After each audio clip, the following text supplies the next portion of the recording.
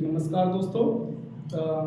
बात कर रहे हैं उसी श्रृंखला में जिस श्रृंखला को लेकर अपन आगे चल रहे हैं। महत्वपूर्ण प्रश्नों की श्रृंखला है वो चल रही है और महत्वपूर्ण प्रश्नों की श्रृंखला में अपन देख रहे हैं कक्षा 12 भूगोल के। और भूगोल में भी हम देख रहे हैं, भूगोल भी दो है अपनी, एक तो भारत लोक अर्थव्यवस्था और दूसरी है मानव भूगोल। और इस स्लाइड में हम जो प्रश्न कवर कर रहे हैं शुरुआती समय में, तो हम कवर कर रहे हैं भारत लोक अर्थव्यवस्था के, जो अपनी माना क्या नाम है भूगोल की पुस्तक है। और इनमें आज की स्लाइड में हम जो प्रश्न लेके आए हैं उनमें देख लो कौन कौन से प्रश्न है।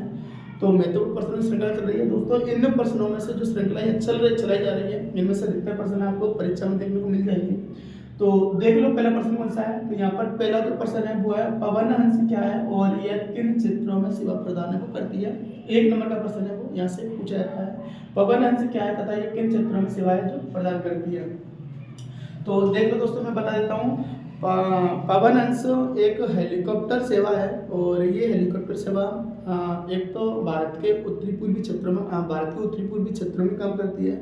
और भारत के उत्तरी पूर्वी क्षेत्रों में ये 2 सेक्टरों में काम करती है। पूछा गया है ये किन 2 क्षेत्रों में सेवा प्रदान करती है। तो एक तो मैं बता देता हूँ, उत्तरी पूर्वी भारत के जो भाग है उनमें पर्यटकों को ये सेवा प्रदान करती है। और दूसरा पेट्रोलियम क्षेत्रों की खोज करने में इसका प्रमुख योगदान है। तो देख लेते हैं पवन हंस क्या है, किन 2 क्षेत्रों में ये सेवा प्रदान करती है।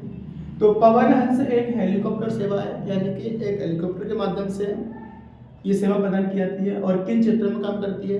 तो पहला क्षेत्र है उत्तरी पूर्वी भागों में पर्यटकों द्वारा उपयोग में लाई जाती है, यानी कि भारत के जो उत्तरी पूर्वी भाग हैं, अरुणाचल प्रदेश, असम, त्रिपुरा, मेघालय, मणिपुर, मिजोरम, इन क्षेत्रों में ये प्रमुख रूप से पर्यटकों के द्वारा सबसे ज़्यादा काम में ली जाती है। और दूसरा है इन्हीं क्षेत्रों में पेट्रोलियम की खोज करने के लिए।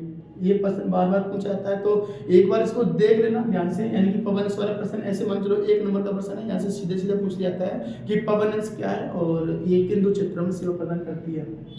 आगे एक प्रश्न है, ये राष्ट्रीय जलमार्ग 1 पर टिप्पणी कीजिए। और मैं यहाँ से ये बता देता हूँ कि राष्ट्रीय जलमार्ग 1 पर टिप्पणी कीजिए, तो पूरा ही प्रश्न एक साथ ले लिया जाए, लेकिन इसमें से सबसे ज्यादा प्रश्न बनता है वो हाफ ईयरली 2022 से पूछा गया था। और पूछा क्या गया था कि राष्ट्रीय जलमार्ग 1 किन 2 स्थानों के मध्य स्थित है। तो देख लेते हैं पूरे की जो डिटेल है वो देख लेते हैं। मैं बता देता हूँ राष्ट्रीय जलमार्ग 1। तो सबसे पहले भारत में कई जलमार्ग है और ये जलमार्ग सभी की सभी नदीय जलमार्ग है, यानी कि भारत में जो बड़ी बड़ी नदियां हैं उन नदियों पर ये जलमार्ग स्थित है। तो सबसे पहले राष्ट्रीय जलमार्ग की चर्चा कर लेते हैं। तो सबसे पहले याद रखने वाली बात है, ये जलमार्ग गंगा नदी पर स्थित है।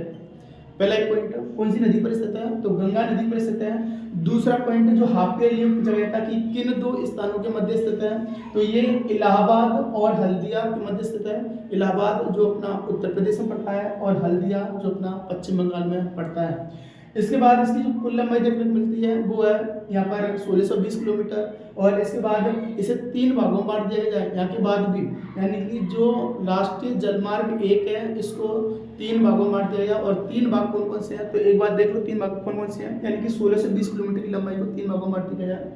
पहला है ये इलाहाबाद से पटना तक जाता है, उसके बाद पटना से फरक्का तक जाता है, और उसके बाद ये जाता है फरक्का से हल्दिया तक।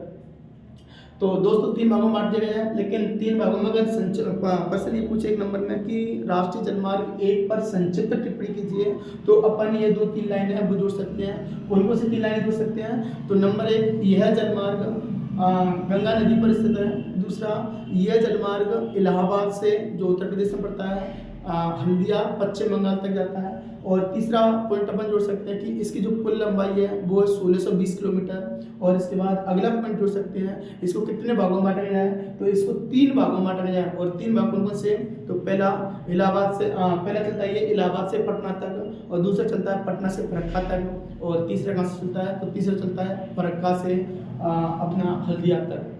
तो दोस्तों इसी प्रकार के जो प्रश्न हैं इन प्रश्नों को लेकर हम आगे बढ़ रहे हैं, देखते रहिए दोस्तों। और परीक्षा महत्वपूर्ण, परीक्षा के हिसाब से काफी महत्वपूर्ण है और इन प्रश्नों से आपको परीक्षा में विशेष लाभ है जो होने वाला है। क्यों, क्योंकि इन स्लाइडों से जो प्रश्न है वो सीधे सीधे पूछे जाने की संभावना रहेगी और सीधे सीधे आते भी हैं दोस्तों।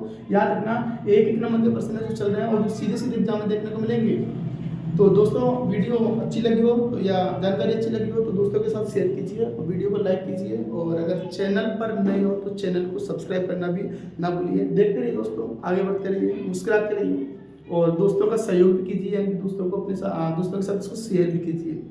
तो देखते रहिए दोस्तों, धन्यवाद।